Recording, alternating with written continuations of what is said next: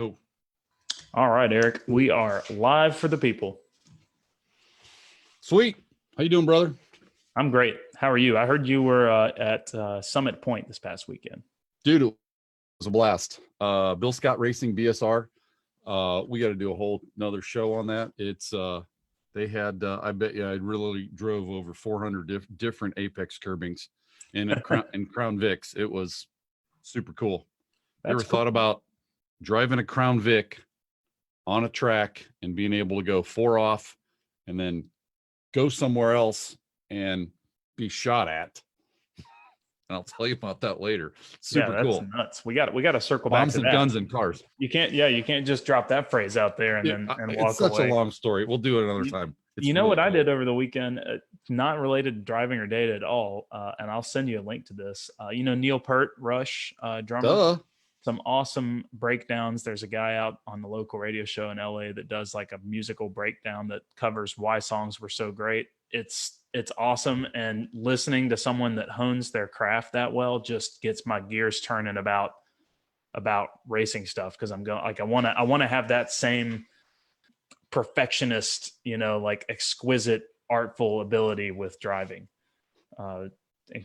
Incredible. I'll share it with you because I know that you're that's probably more your era than mine.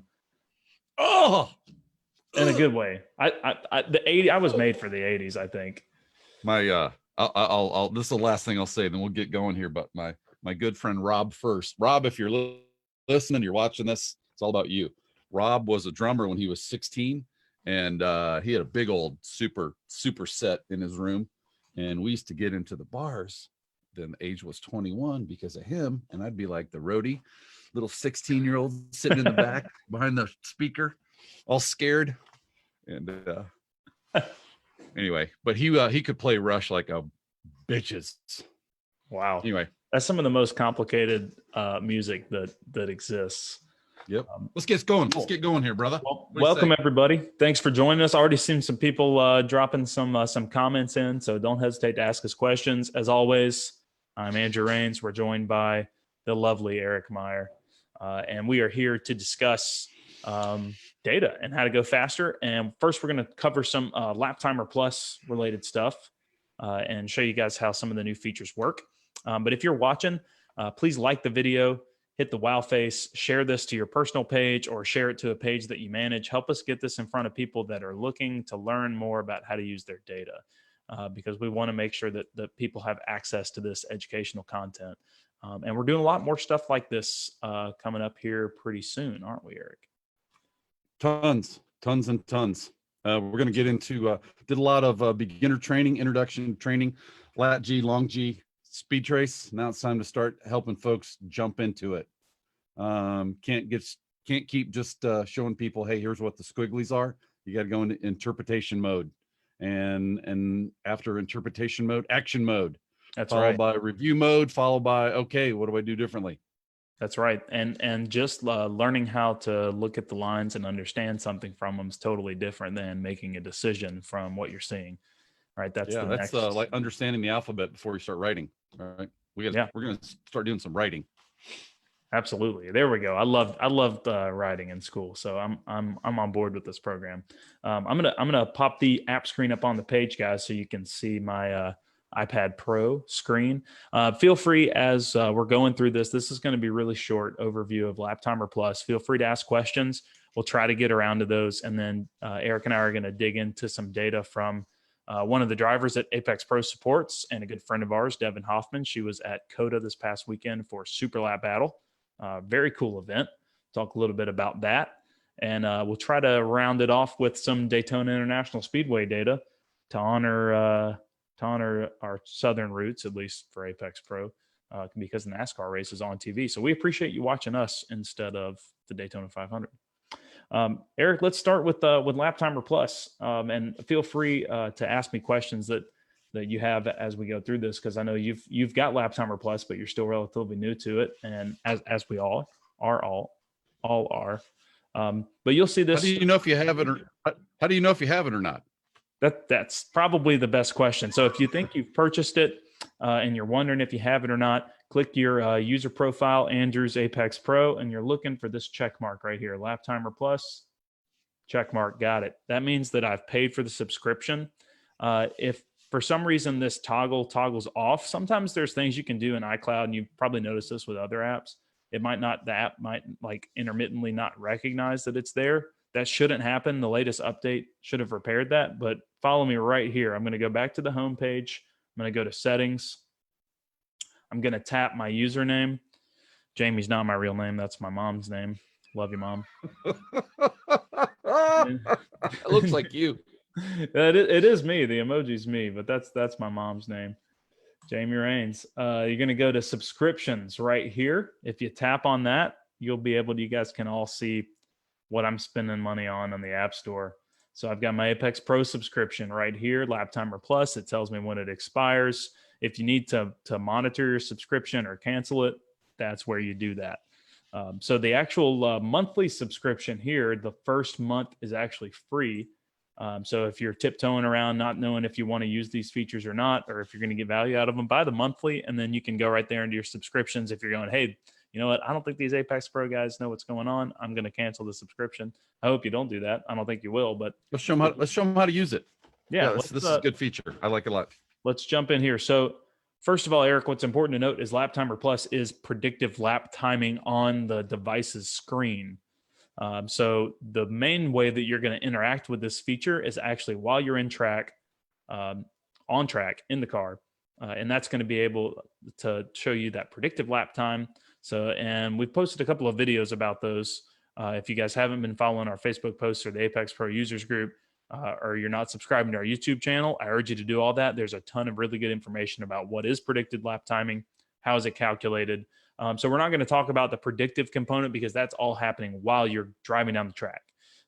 So we're going to go into data right here, and we're just going to pick a data session, maybe one of these that we'll be looking at later, and we'll show you what the new features are going to allow you to do. I'm going to toggle all the way over with this arrow on the far right side, all the way to what we call the histogram plot. So guys that don't have Lap Timer Plus, this page looks like this. It allows you to graph your average speed, your average lap time, your average Apex score to see what your consistency looks like. What we call the histogram plot. So you go all the way over to the right with that arrow, and you either end up right there, which tells you got it. Yep. Or right, the one just to the left, which shows the histogram. Yep. Exactly. And if this sector times word's going to be there regardless, if it's in red, that means you do not have Lap Timer Plus. So you won't be able to access it. But now that I do have Lap Timer Plus and I've selected sector times, what I'm seeing up here represents the sectors on the racetrack. So each of these smaller numbers, I've got my lap time up here at the top, and each smaller number within each sector is showing me my time for that sector of the track. What's the question that comes from this, Eric? What are you thinking right now? What the hell am I looking at? Yeah. Where are the sectors on the track? What? Yeah, it's a little bit overwhelming, and it needs a little introduction. Yep. Can we start by saying there's 1, 2, 3, 4, 5, 6, 7, 8, 9 laps. That's the first thing you need to know. Yep. Not the green one. There's 9. Yep. Actually, you can see that on the axis on the bottom there. It says 2, 4, 6, 8, and then 9. Yep. 8, 9. Yep. So these are our laps organized. And you can also see that over there on the, yeah. See that, everybody? That's the same. You can correlate those lap times to the top of each one of those laps. Yep. The out lap is actually the lap one's 2:19.29, right? Yep. 2:16.88. Yep. Very cool. Eric, what are these? Why are there different colors here? What does that mean? Those are our sectors, right? But where are those sectors on the racetrack? That's a loaded question. Yeah. You want to talk about green and red and back into it, or what do you think? Yeah. So what I was thinking first is when you cross the start finish, this is going to be your first sector. So you're going from bottom to top. This is sector 1, sector 2, sector 3, sector 4, sector 5, and sector 6. Now, before you modify your sectors, which you can do, every track's going to be broken into 6 sectors. And that's what's going to create your 6 optimal sectors over here, your 6 green sectors which creates your optimal or your theoretical lap. But we have to know, for this to make any sense or be valuable, we have to know where those sectors are on the racetrack. So you have the ability to customize these sectors. And I would recommend doing this for every track that you go to. So what you'll do is look at this little gear right here in the top right corner. When I tap that guy, that's going to pull up the map of the racetrack, and it's going to give you some tools to adjust your sectors. If you've used the OBD2 gear calculation, this is going to look very similar. You can also toggle right here from the track map to the speed trace, which I would recommend using the speed trace for this tool. Let's go back a sec and help people understand what they're looking at. Take your favorite track, divide it in sixths. If I'm saying that right, sixths. Felt like Mike Tyson there for a second. Sixth. Sorry, no bad Mike Tyson jokes. We're dividing this in 6 sectors or segments. You can think about Formula One when they're talking about Sector 1, right? Andrew Raines is not P1 in Sector 1 once again, right? Kimi Räikkönen. So we're talking about units of measure, distance that we get to define. I'm not going to overly go into the details, but you just need to know that there's 6 sections or sectors, and we're going to have times for each of those. Well, Eric, let's define our sectors here. So yeah, absolutely. That's the essence of what our sectors are. Basically allow us for more, like we've said before, lap time is not a great metric for looking beyond just, it's a very broad metric, right? It encompasses something that happens over 2 minutes and 15 seconds, right? So these sectors are breaking those lap times down into 6 little lap times, almost 6 little point-to-point lap times, and that allows us to if see your more lap time is granular. if the lap time is your GPA, then sector times are your each subject. What'd you get in math? What'd you get in economics? What'd you get in history? What'd you get in English, etc.? That's it. Excellent. So Eric, what's the philosophy for customizing our sectors? What do we need to, how do we need to think about that? Could we go to just looking at them? Because if we start talking about, we'll get people lost right away if we start going down the location of it. That's what I found. And let's just talk about that green 214.94 in the background. Sure. Deal. Right here. Yep, guys, that's your best. See the underneath it there? See the word best? It's always on the right, always on the far right, right? That's all your best, which are represented in green. Do you see lap number 1, the very, very top sector? Yep. And lap number 2, right? So that is the second sector, right? The first one was on the bottom. So lap 2, sector 2 was the fastest, and it's located in green, right? And then lap 3, you can see that, right? Do you want to show them how that 2170, 2174, where that 2174 is on the theoretical? So there it is in our lap 3, everybody. Lap 3, segment 5, and there it is right there. So all those greens added up equal a 214.94, which is in the upper right by that gear. 214.94, and that is your theoretical best. Theoretical best. And it's just that, Eric, right? It's a theoretical. It's possible, probably, but it's not always possible. Is that what you would say is a good, but it's probably indicative of what your car was capable of on those day and those conditions if everything had happened absolutely perfectly. It's a killer reference. Yep. It's a great thing to look at, and it's also something to brag about. It's an old racer's trick to use your optimal as your actual lap time, right? So what's the fastest? The theoretical up there is, can you show that again? Everybody sees that 214.94. So this is the number, guys. This is the number of all the greens, 214.94, right? What was our best other than that? What was our best other than that? And if we're doing the math right now, what is that? About 1.5 seconds? Yep. Yeah. 1.5. 1.6.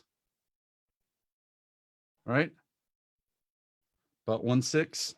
So there's reality, guys. There's what you need to know. All the segments are running 1.6, 1.5 seconds faster than what you did. Yep. That's the takeaway.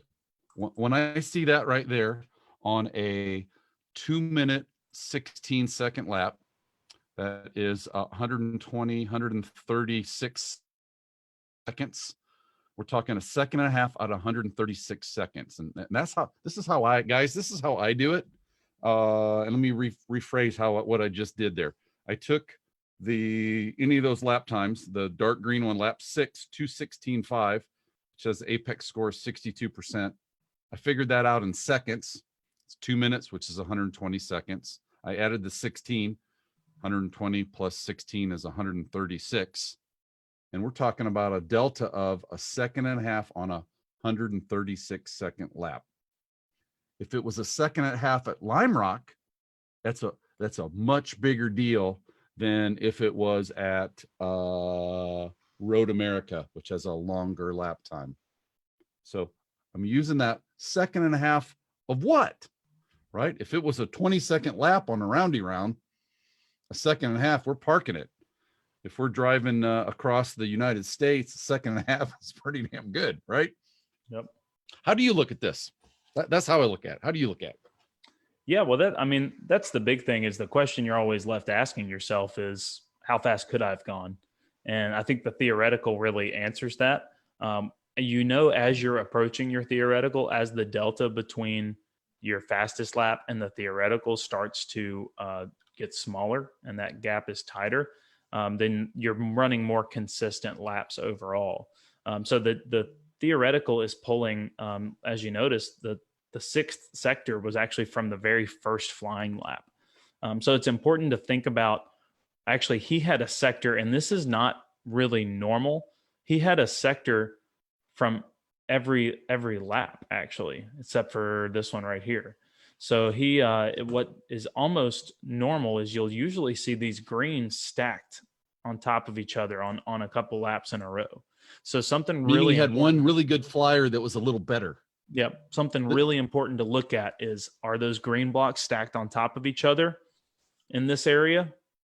And if they are, that was probably, like, maybe if you're a time attack driver, that's probably really normal because you're only going for 1 or 2 flying laps. But if you're running a DE session like this driver was, and you see that, you know that there was one lap where there were significantly different variables, right? Or you just put it all together. So that's the first thing that I look at, Eric. It's not even the delta in the time, but it's the distribution of my fastest sectors. And then I challenge myself to think about, too, once you've changed your sectors and you've gotten them to where you want them, that best indicate, best break the lap down in ways that you want to track. So if you're struggling with a certain part of the track, make sure that you have the sector defined in a way where you can really granularly analyze if you're improving there or not. Then you want to look at that individual sector time. So maybe I know this green one right here, sector 2, maybe I know that that's a place I've really struggled. So I want to let's stay 30,000 foot. Can I ask a favor?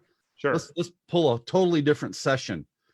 Guys, everybody look at the green right now, how they're distributed. We're going to pick up another one because they could look like all kinds of crazy stuff.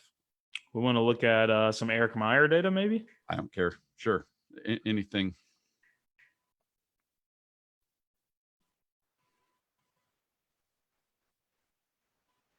There you go. Okay, great. So what do you see here? Don't tell anybody. Don't tell anybody. Wow, look at that. Outlap. Isn't that crazy? Yeah. So guys, I'm watching the comments on Facebook. What do you see that's different in this one? Looking at Eric's data here than we saw in the last one. And it might be an obvious answer to some it might not be, but drop it in the comments. Eric, we got a question real quick. Do you want to address a question about sectors? Bring it on. Pablo says, should we avoid having a sector start mid-corner? Oh, he's getting into advanced stuff. Yeah, and the reason why that is because of the variation for each speed right there. So you're not really measuring apples and apples. I think, Pablo, that's a great question. Anybody else who doesn't understand the nature that question. You're going to get lost. So I'd like to answer that a little bit later. That's okay. Sure. We'll get back to that one later a little bit, Pablo. Eric, if you can monitor the Facebook questions, for some reason my iPad wants to stop sharing when I go back to Facebook. So that would be super helpful if you don't mind. But yeah, this looks totally different. So like I mentioned before, sometimes you'll see multiple sectors in a row that are, in this case, green, not necessarily purple, but green because those are the best sectors. So right here, Eric had 3 sectors in a row that were green. Jay Andrews a smart ass, by the way. Jay, I've ordered a bigger mic screen for my mic. It's about 4 inches bigger diameter than this current one. Eric is not able to find them because they're all on back order everywhere, and I've got the only supplier that exists. So I'm gonna have. So here's what we see. If you look at lap 1, right on the far left, 135 and change, you will see that that's the first lap, right? The first lap after the outlap. You can see the outlap above it, right? So this is the first official lap. So this would be the first time we're crossing start finish plus the next time we're crossing start finish. And you'll notice that 50% of the green segments are in that first lap in the 3rd, 4th, and 5th segment. The 3rd, 4th, and 5th segment. Yep. And then we see that your lap times drop almost 5 seconds on the next lap, right? So that's indicative of some pretty, big changes, right? Maybe a lot of traffic, maybe getting caught behind somebody in a tight part of the track where you had a big speed gap. So to me, that tells me right away he probably had clear track, or he had this was at Road Atlanta. That's absolutely what it is. I could never got. It's a great example of what we're looking at, though. Awesome. There any other questions you want to address here before we go on to looking at some data from Cota?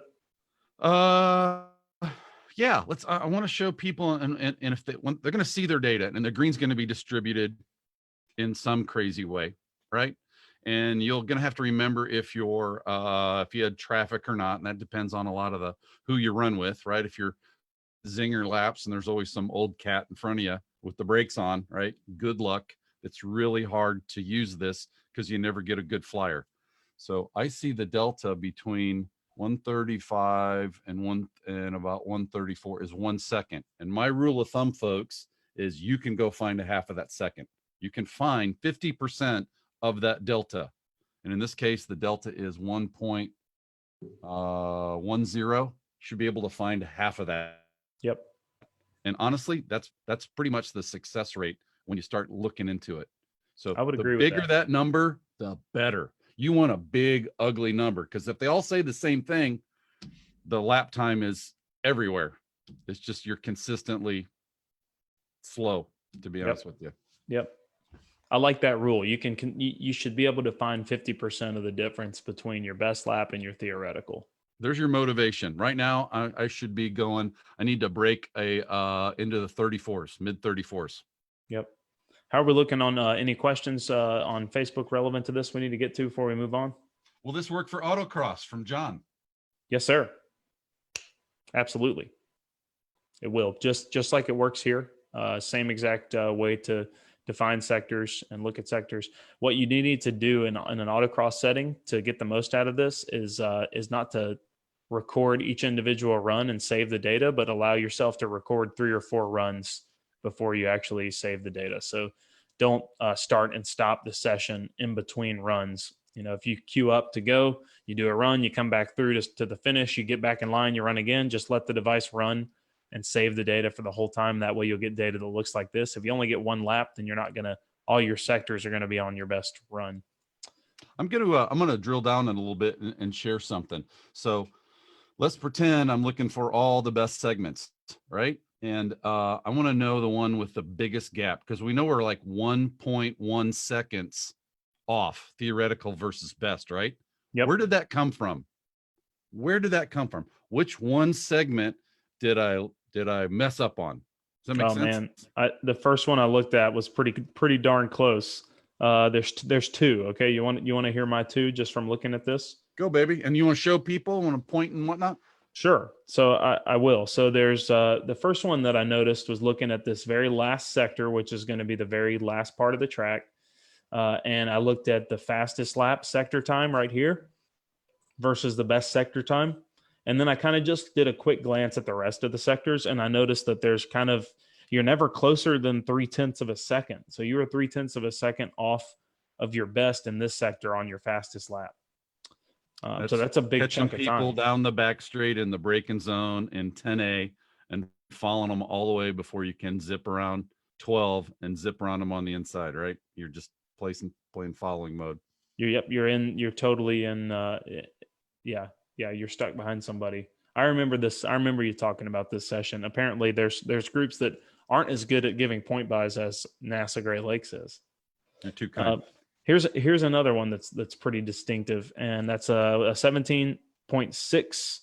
Granted, you did a 17.7 on the next lap, but on your best lap, you only did an 18.2. So share that again, and we're talking in seconds, mind you, right? We're talking in seconds. You can do that. Say that again, sir. Yeah. So on your best sector for sector 2 is right here. It's a 17.61. On your best lap, that was an 18.2. Parked. Yep. So you were 0.6 off in that sector on your best lap.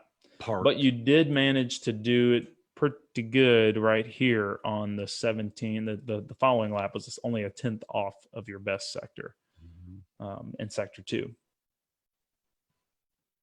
Yep. This is all guys. If you're chasing lap times, you got to make sure you're running in a run group, in a form, not a run group, in an organization that has killer passing skills, or else you'll get really good. You'll run up on them and you just throw out the parachute, throw out the anchor. Awesome. Do we have anything on the on Facebook to dive into question wise? Jim Robb, absolutely correct. You are right. And Tom Van, yep, Traffic Central. J. Andrew, this new feature is really valuable. Standard practice is to look at sector analysis and then theoretical lap time. I like it. Jay, it was great to see you at Lemons. I'm glad you guys had a good weekend and got the car sorted. They were spilling fuel on Friday, and Barber is really sensitive to fuel spills. So they had a little scare where they might not be able to run on Saturday. It all worked out. Jay and I got to hang out. It was great. Let's pick another lap from a different track. Another outing from a different track. Let's pick on Eric again. Oh, love you too. Look at this one. This is Sebring. You only have 4 laps here, so you're going to have a lot of combined sectors. 840, 8232. Trying to remember this. Okay. Anyway, sorry. Might have been. So, by the way, what I was just doing was going, okay, what was that? Because remember, at the end of the day, we blew that boost hose. Yep. Right, and we had to pedal it. So, and I didn't put that in the notes field right here.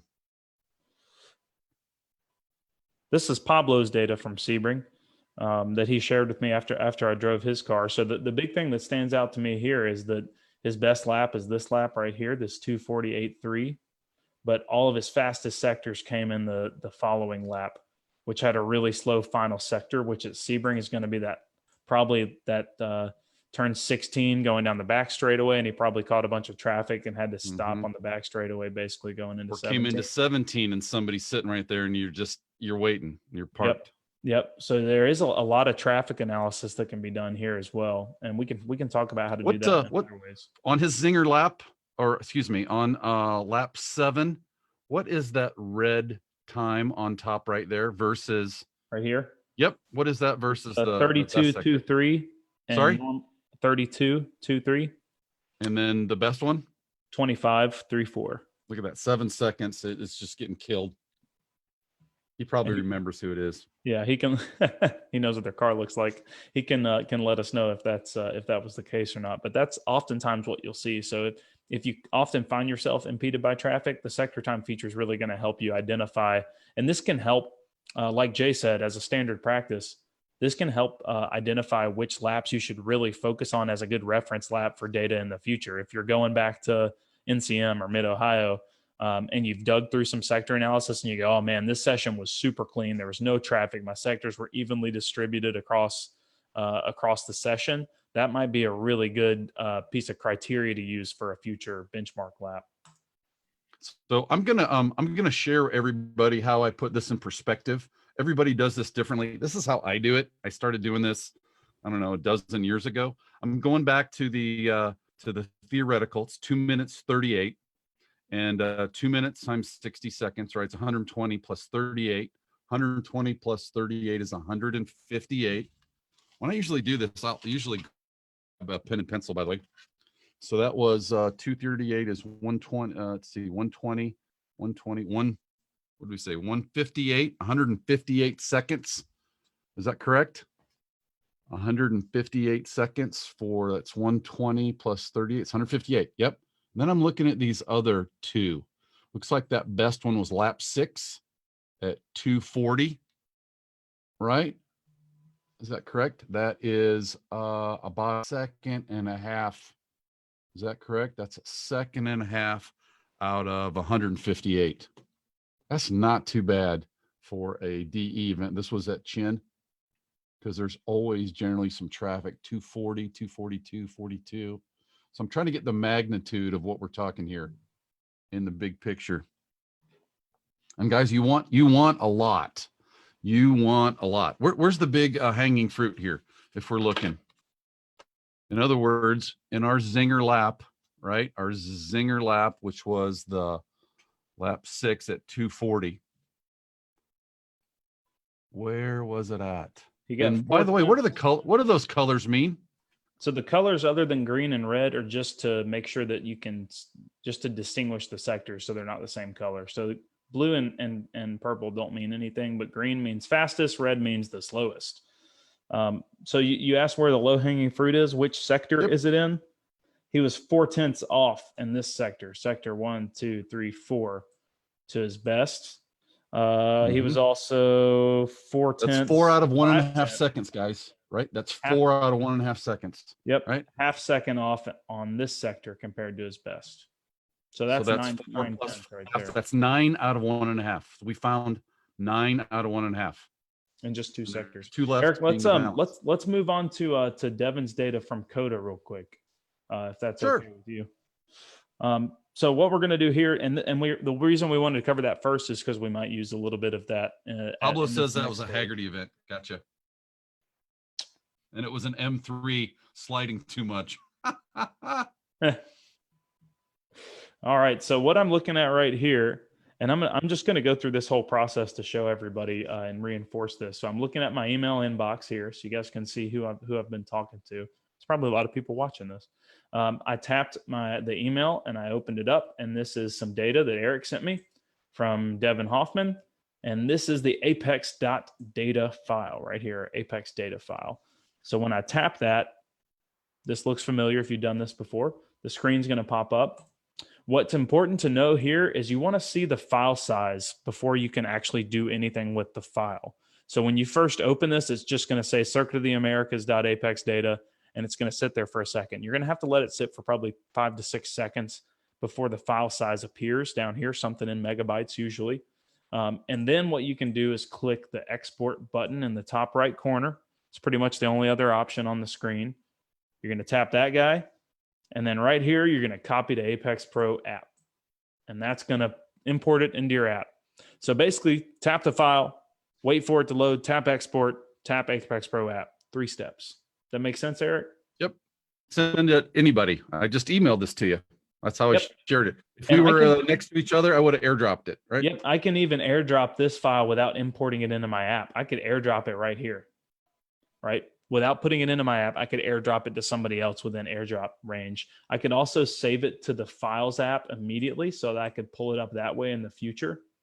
Also, guys, if you're doing this right now and you're going, hey, I don't see the Apex Pro app icon right there, just tap More, and this will give you tons of options, and then you'll see it listed as a suggestion.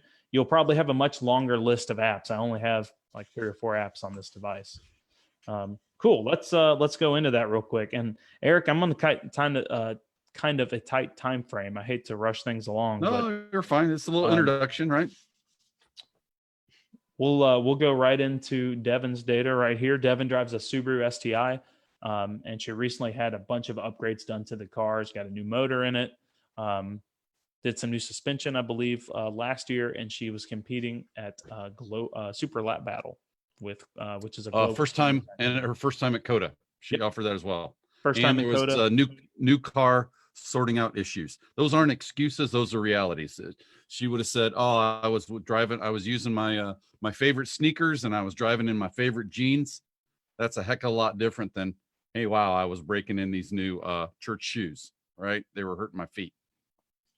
Where I came up with that analogy, I have no idea. Dress shoes are uncomfortable. That's just part of the reality with it. So that makes sense. Eric, where are you gravitating first on this? Let's go right to sector times again. You know, what are we looking for? What's the scenario here? Okay, everybody think what's going on. Please feel free to comment. What are you seeing right here? I'm gonna have to lean on you for the comment response or for reading out sure. the comments as well, if you don't mind. Do some refresh of Russia.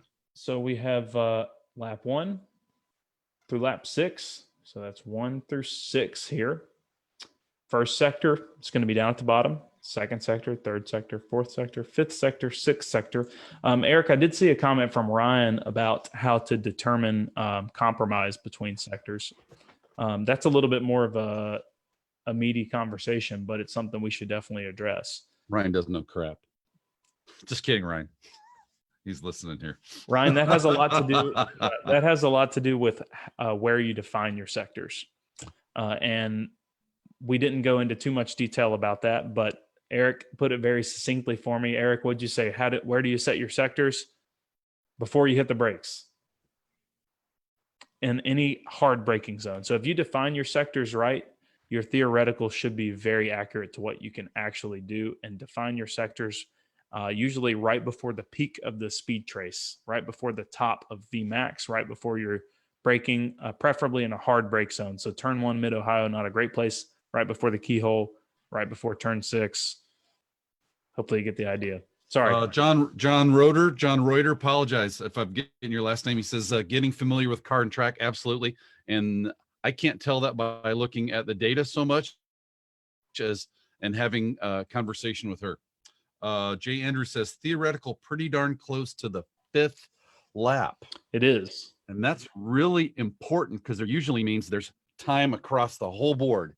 When your theoretical and your best lap are the same, you're like, you got to dig deeper. You're camping it. You're not pushing it hard enough.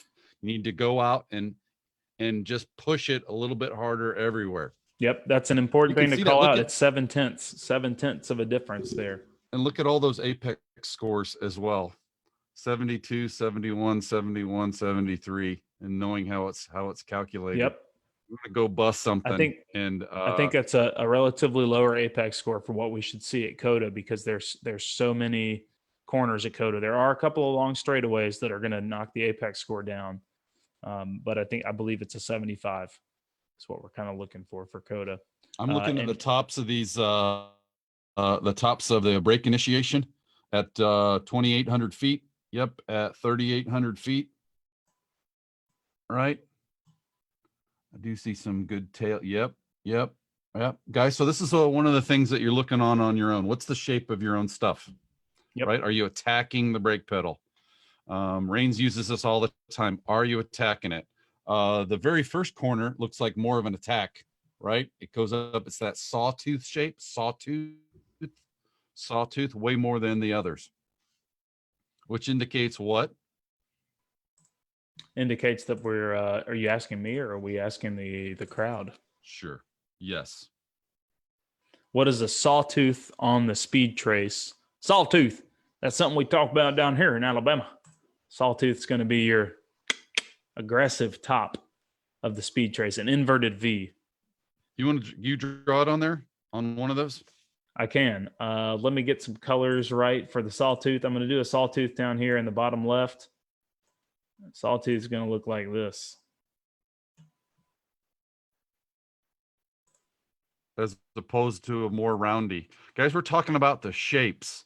This is where the values aren't as important so much. So the very first one, yeah, we're talking about the shapes. We're going to the brake pedal. You just want to attack it like a rascal. Yep. Green is a sawtooth. Go Red. right from everything you got, and then go right to brake. Boom. Yep. Do you see the other slopes in your second black arrow and your third black arrow? Yes, The sir. slope of the brake curve. So we just said the shapes is in the shapes of the top. We call that sawtooth. The industry typically calls that sawtooth or not. I'm seeing the slope changes in the second at 2,700 feet and 3,900 feet. I'm looking at the shape of the brake, not the brake trace, but the speed trace as it goes down. Yep. Yep. And Eric, absolutely. So I liked how you went directly to the top of the speed trace, and you saw that there is not necessarily a sawtooth at every juncture of the speed trace. And so that's the first thing. That's really the first thing for the driver to attack before we even look at if we were coaching. If Devin hired me for the weekend and we were looking at this during the weekend, I would say let's go work on our sawtooth shape there.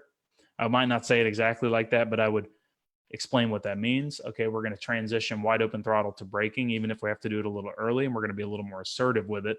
And then we would measure that, because if we see that, that's what we want to work on first. Then we want to go down to the bottom of the speed trace.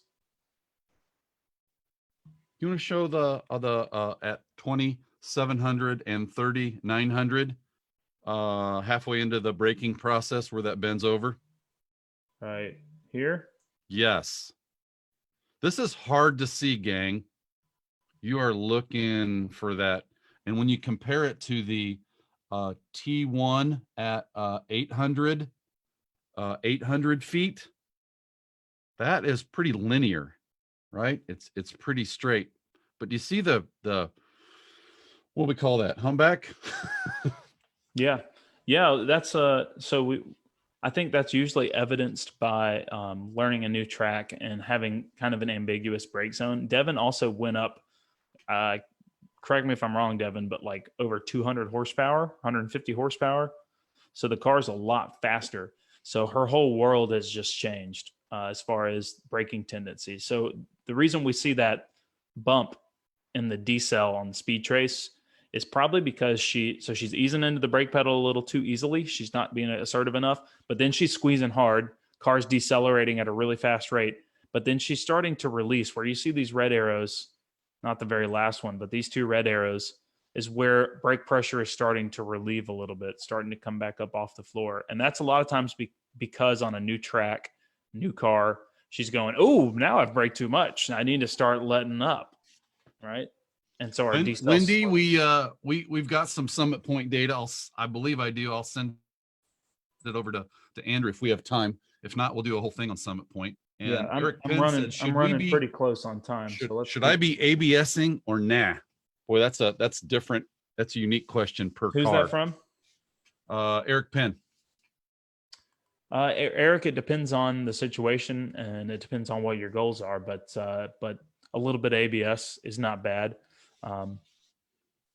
There's some cars that have great ABS systems that others are more violent and disruptive. Sometimes it's unavoidable as well. A lot of times on an OE style car, especially on an OE, a more aggressive tire than the car was designed for, you're going to have a little bit of ABS at turn in, even if you're close to being out of the brake pedal. I know like some of the stock Porsche cars that I've driven have exceptional ABS, but the ABS, I'm trailing off the brake into a tighter corner with a lot of steering input, and the car is measuring that steering angle. And it's basically saying if there's this much steering angle and foot still on brake pedal, ABS is engaging, right? So sometimes you can't avoid it. It's a very broad question, but to slow the car at the maximum rate, you usually want to be at the threshold of ABS engagement. So just as if the car did not have ABS. It's really not that different. The technique of how you actually apply the brakes and how much pressure is a little different from with ABS to without ABS. But I would be right at the point before it engages. Got anything on that, Eric? Good question. What else do you see on here, dude? Well, you mentioned the tops of the speed trace, and we talked about the sawtooth. So where do we go on the speed trace after we look at the tops? We established we need to work on our initial brake input a little bit, but overall in several places she's doing really well. A couple places she needs to work on that. I then look at the bottom of the speed trace. You go top, middle, bottom, Top, bottom, middle. top, bottom, middle. Top, bottom, Okay. middle. Because the middle of the speed trace, and You by want the to show middle, everybody where we're talking about exactly? Yep. So first we're going to look at the top, the crests, the top of the wave of the speed trace. And we're going to see what kind of shape it has. If it has a sawtooth, that's a good thing. If it's curvy, as it is in some of these situations, we've already addressed what that means and what to do about it. Got to go do those things. I don't go to the middle next. I go to the bottom. And I can explain why, but I'll just kind of go through this process. So the top is showing us where we're braking. The bottom is showing us where we're releasing the brake and where we're going back to throttle, right? Which is extremely, extremely important. So we want to make sure we look at the bottom. And what we're looking for on the bottom is a nice, succinct shape. And it's going to be one of two things. And we've talked about this a lot before. And I'll draw them real quick. It's either going to be a V, looks like this in red, or it's going to be, and I'm going to do this one in green, see if I can do this again, or it's going to be more of a gentle curve, which is going to be kind of a U. Ooh.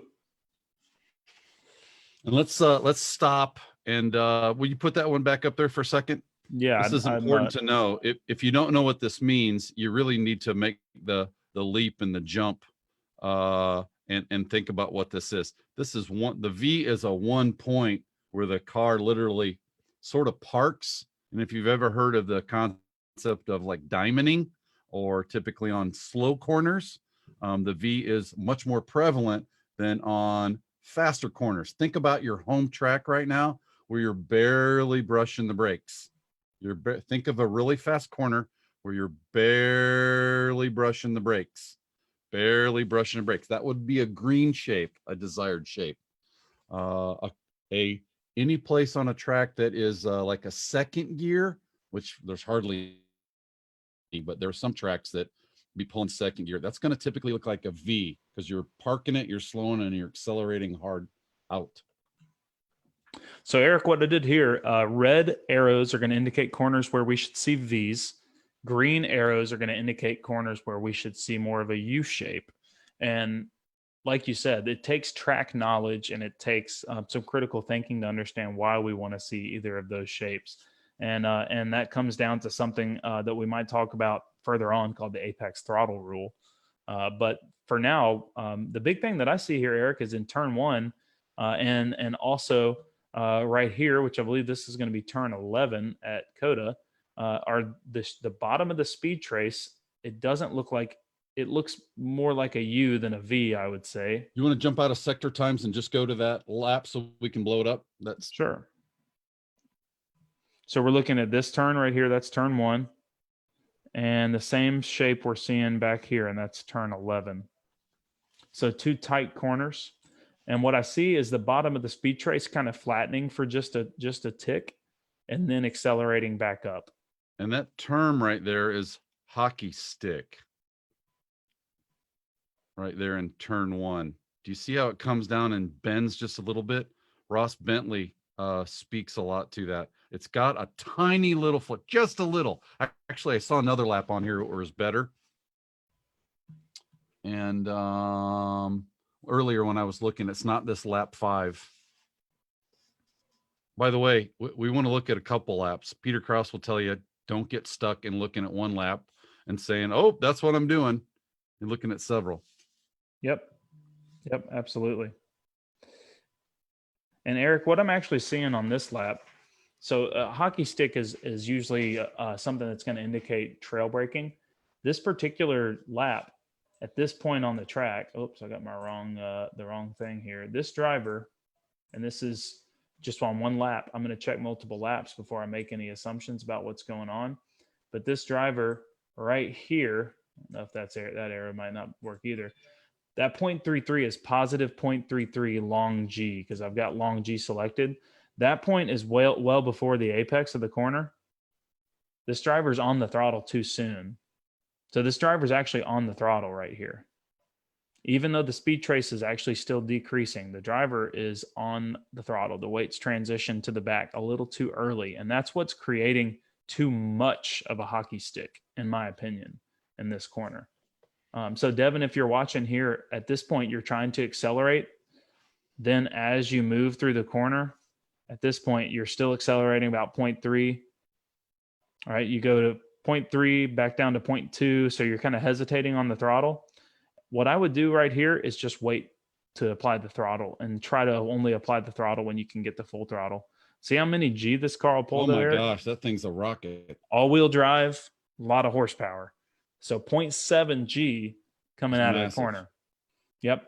But she's getting back to throttle a little too soon here. And that's super, super extremely common in this corner because this corner has a super uphill braking zone.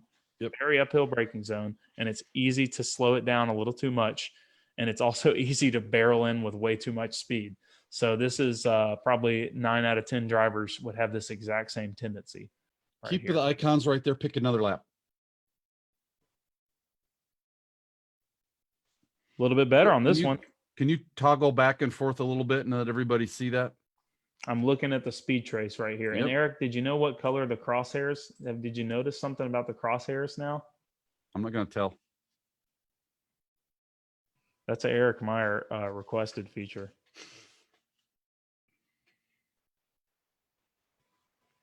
I'm just looking at the shape of the bottom of the speed trace there. Guys, this is like the variation in the sectors, right? You can see things changing right here when we're just toggling back and forth.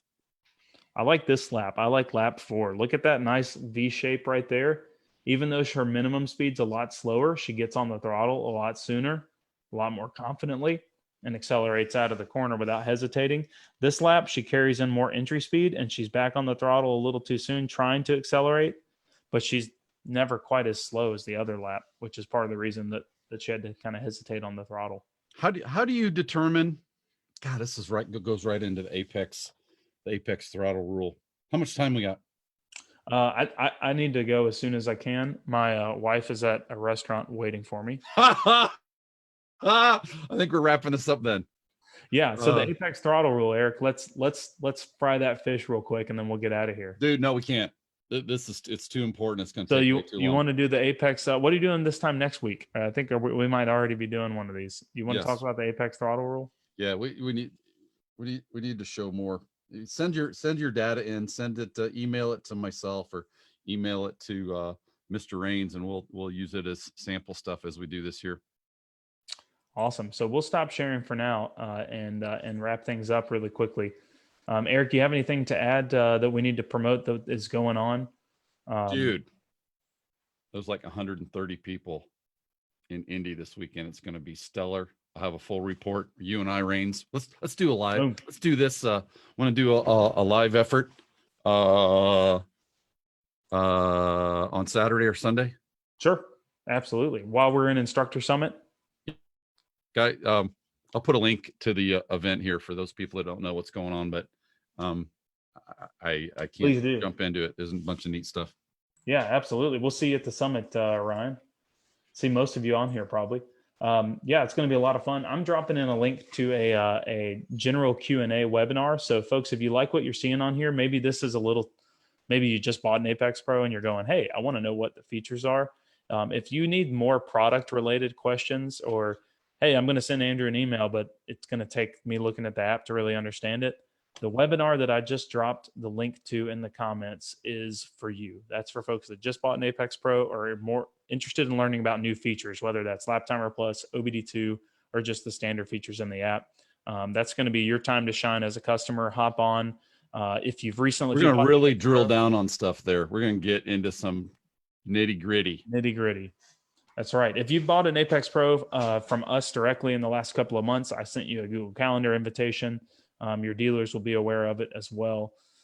It should be a lot of fun. Eric, anything else we need to mention? Racing season's right around the corner. Study the fundamentals because we're just starting to get into the nitty gritty. This is where you save time. Yep. Otherwise, you got to have somebody do this for you or with you. And you want to get to the point where you can do it for yourself and go, oh my gosh, there's more time, and then go chase it. It's going to take a while, but we'll help you get there. That's right. That's what we're here to do. We're here to help you along in the educational process, and we are working for you to develop tools to make that Shut happen. up, your wife's waiting. Yep. Friends don't let friends log data without sector times. We'll see you guys soon. See you Thanks later. for tuning in.